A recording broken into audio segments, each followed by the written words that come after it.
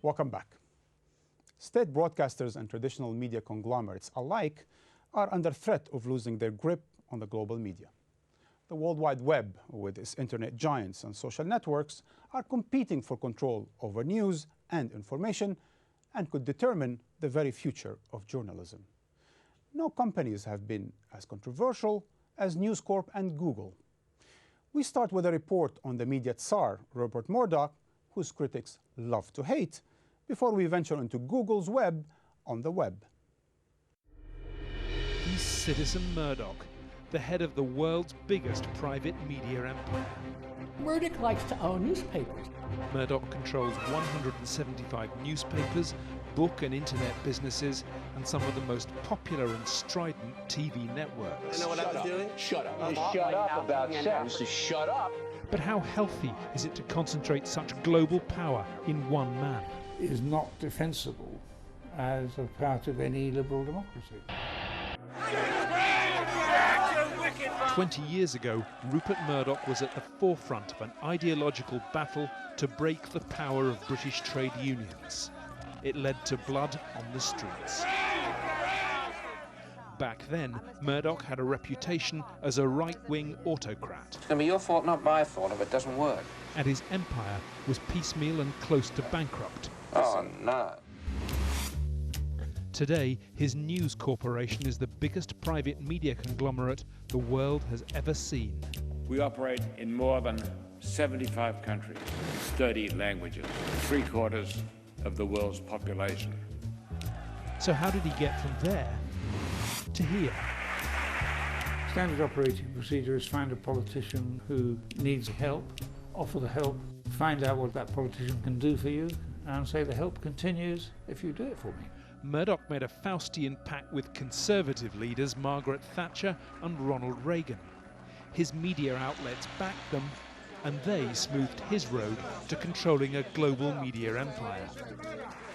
But it was his relationship with British Labour leader Tony Blair that revealed Murdoch in his true politically promiscuous colours. Very early on, after becoming leader of the Labour Party, Tony Blair flew literally halfway around the world to Australia to speak to Rupert Murdoch and his principal executives.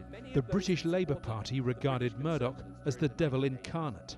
In his party, who have told him that there is no spoon long enough to allow him to sup safely with the Murdoch devil. Murdoch offered Blair a deal, support in making him Prime Minister in return for extraordinary power within the British government. He was actually more influential in terms of policy with the Prime Minister than most of the members of the Cabinet, and in effect he was the 22nd member of the British Cabinet.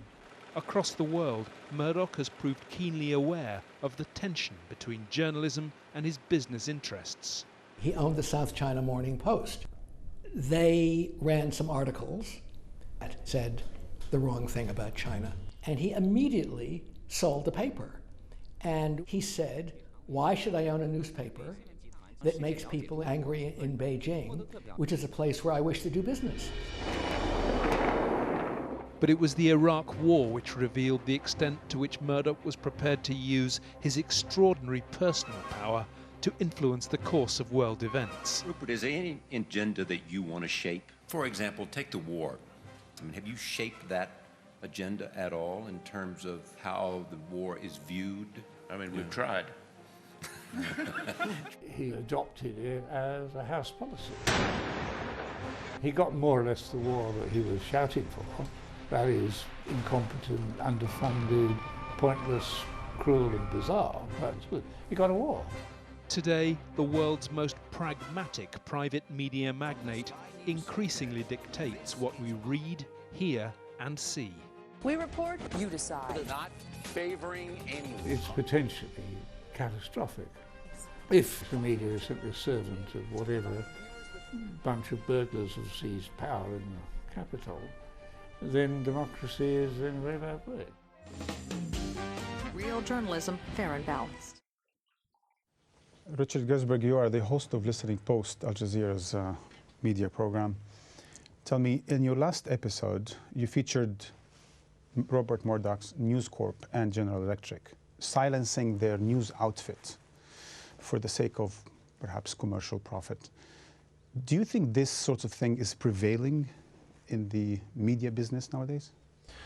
Well, I think on selective stories it is. I mean, the big one we talked about, the elephant in the room, was the Iraq War.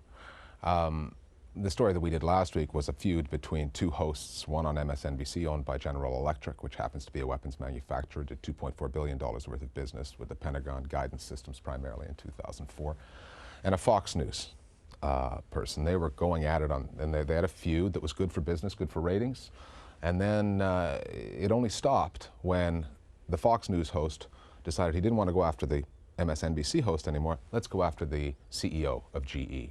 Let's accuse them of helping the Iranians build roadside bombs for use in Iraq. And then there was a meeting that occurred at the senior levels. They had to settle the schoolyard fight. And the question that was asked often by analysts who we talked to on that story was, you know, what other deals get made? If not between CEOs of organizations, congressmen, members of the administration.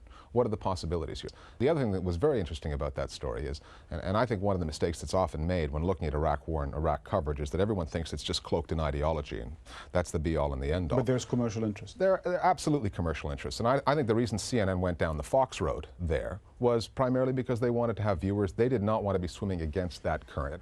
Greg Dyke, does it scare you that there are media corporations of that size, like News Corp, that controls content, that controls the delivery, and that even dominates the advertisement, meaning the revenues of a huge number of newspapers and televisions? It certainly did for a long time. In fact, when I was at the BBC, I did a lot of things that afterwards I said quite openly, look, my major aim in doing those was to stop Murdoch dominating the digital world in this country. I think the world's changing. I think the internet has changed it so much that I think the threat that Murdoch posed is actually diminished now. It hasn't gone away, and I think the politicians still believe it really matters. But I mean, Obama showed us how to win an election, and you don't win it by getting the media on side. You win it on the internet. Far be it from me to be an apologist for Rupert Murdoch, but let's at least give him this. He's a publisher and owner who cares about actual journalism. He's put money into the Times. He's put money, a huge amount of money, into the Wall Street Journal. He cares about journalism. Where he, I think, has gone terribly wrong, and I'm glad to see he's paying a price for it, is he created a pseudo paper in these free London papers, and they lost their shirt because they're not real journalism. They're celebrityhood, they're bogus journalism. He's also getting involved in the digital world, but before we discuss that and how he could be outmaneuvered by the new web giants, we prepared a special report on Google in order to start our discussion again. Imagine, if you will, sitting down to your morning coffee, turning on your home computer to read the day's newspaper. Well, it's not as far-fetched as it may seem. 3 decades later, our newspapers are online, but most readers don't look for information just on specific news sites. They rely on Google to find the news for them. Google is one of the most potent forces in media today. Google is a verb. Google is ubiquitous. It's everywhere, and it's growing. They've got significant control over what type of content can thrive online. It is a broker or a middleman between you and the information that you're looking for. With its complex mathematical algorithms, Google has become the biggest and the fastest source of information in the world. When you do a web search, you're only getting what Google thinks that you're looking for.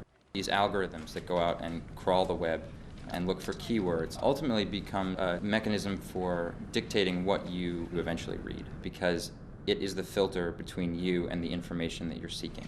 Google's algorithms have now become the editor-in-chief in a massive virtual newsroom. And that's incredibly unnerving for news executives, news editors that have long been able to say, here is the news in our best judgment, now read it. But the algorithm selects what's relevant based on a highly secret formula. Google is most likely to guide you to sites that other people have found of interest. They will list the more popular one first, even if that contains misinformation. They have brilliant algorithms. They don't really have fact checkers. The paradox is that while the technology allows everyone to contribute, Google could become a news monopoly. On the one hand, you have this democratizing force that gives you access to all kinds of information. But chances are you're only going to read the things that please you and that are congruent with your worldview. Some stalwarts fighting for their own economic survival at traditional media companies see Google as a parasite. A top executive at the Wall Street Journal described Google as being a digital vampire because it essentially is sucking out the content, if you will, and providing it to consumers through its own sites and its own searches. And in so doing, it's wresting control of advertisements. If Google is a digital vampire, it's a very strange kind of vampire because it keeps its victims alive. What Google has done is it's forced the newspapers, magazines, and even television stations to play by their rules. All sorts of different mediums are going online. And to monetize online, you've got to go through Google, which means that if you want to survive, you've got to have Google on your side, which is an incredibly powerful position for Google. So as far as advertising goes, that is a classic monopoly. Because of Google's size, it destroys our traditional notions of rivalry.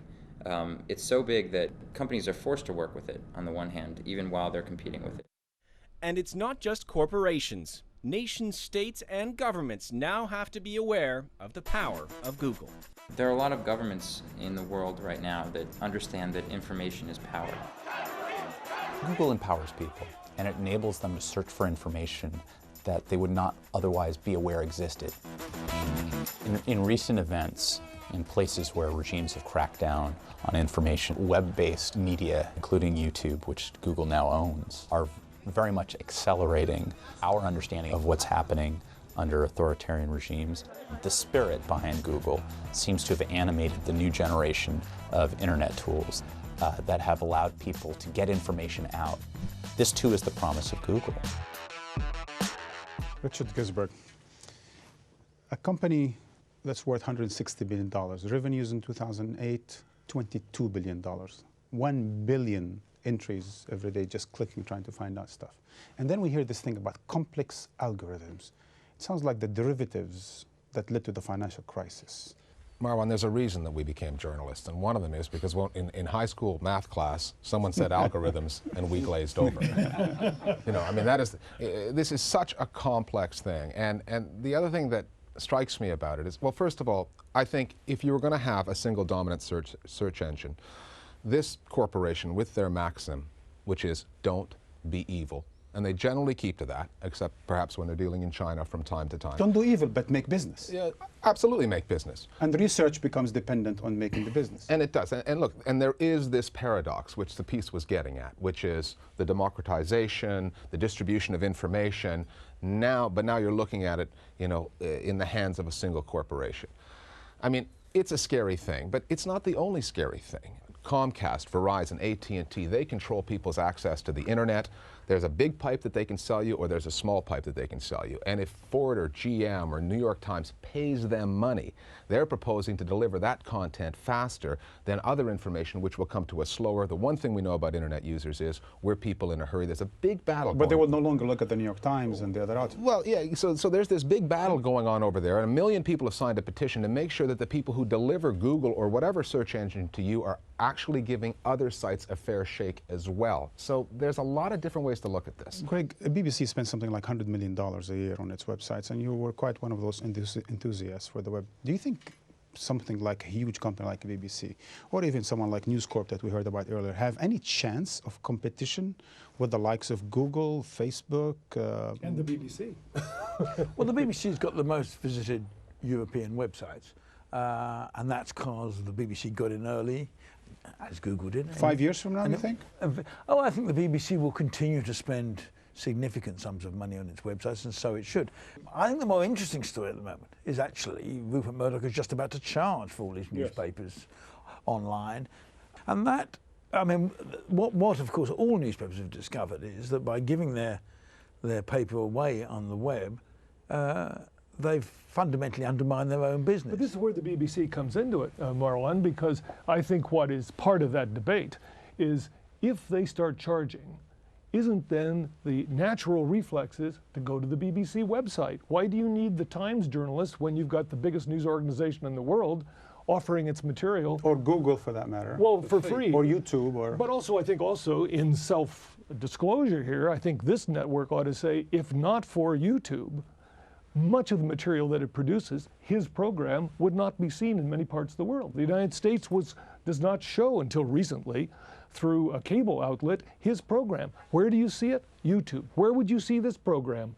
YouTube. So let's be careful here. I mean, I think the interesting thing about Google is because they had the first mover advantage with the most sophisticated search engine, does that give them power forever?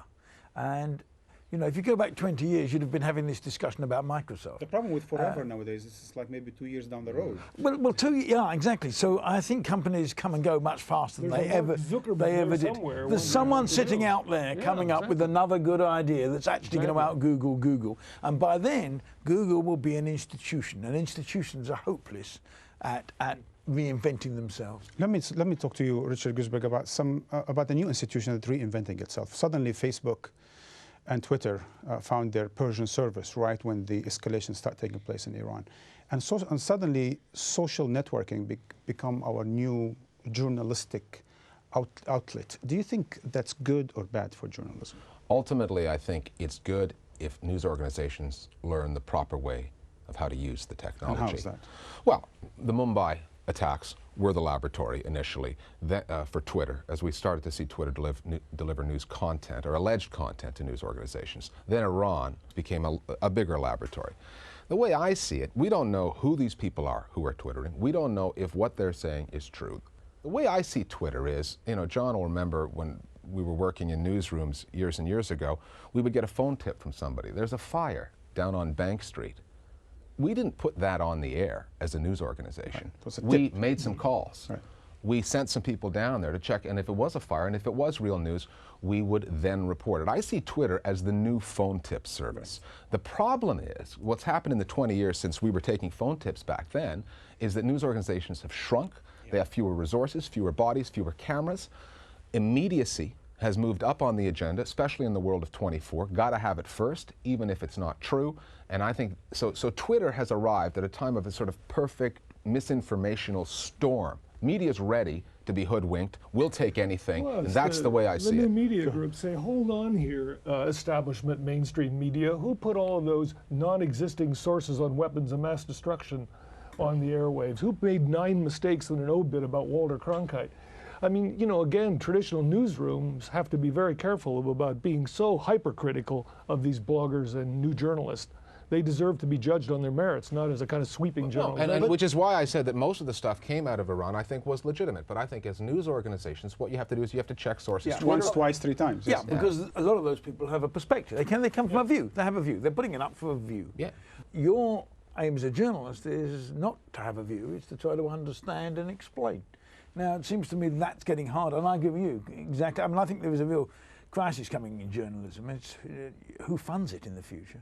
Because who's going to, you know, you go to newspaper after newspaper across America and across Britain, and, you know, journalists just being made redundant in their thousands. Who does that? Who's going to do the work they used to do? Who's going to apply that brain that says, hey, I don't believe this?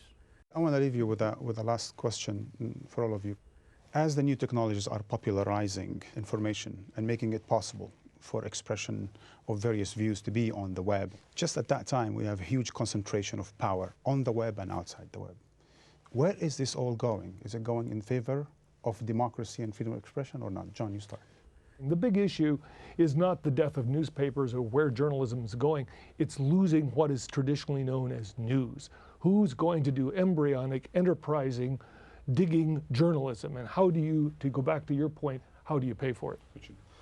I think the future of news is going to be subsidized. I think we're going to go back to state-funded, but not necessarily state-run models. That is amazing. I also think you're going to see mega billionaires like Bill Gates or Carlos Slim in Mexico, who's lent $250 million to the New York Times to get them over their debt crisis. I think those people are going to come in. They're going to be the new William Randolph Hearsts. They're going to be the new Lord Beaverbrooks, and they're going to have to step in and subsidize quality newspapers. But I think that the web is going to protect us from their ideologies being inflicted on us because we have got options. I don't think it's all bad. Great. I think many newspapers will disappear. I think broadcast journalism will, as you say, be disproportionately state-funded, not state-run. And I think the BBC model, oddly, which 20 years ago you talk to people in America, they thought was quaint, odd. They don't think that anymore. But thank you so much for joining us. This was definitely very interesting. And I'll be back with a last thought.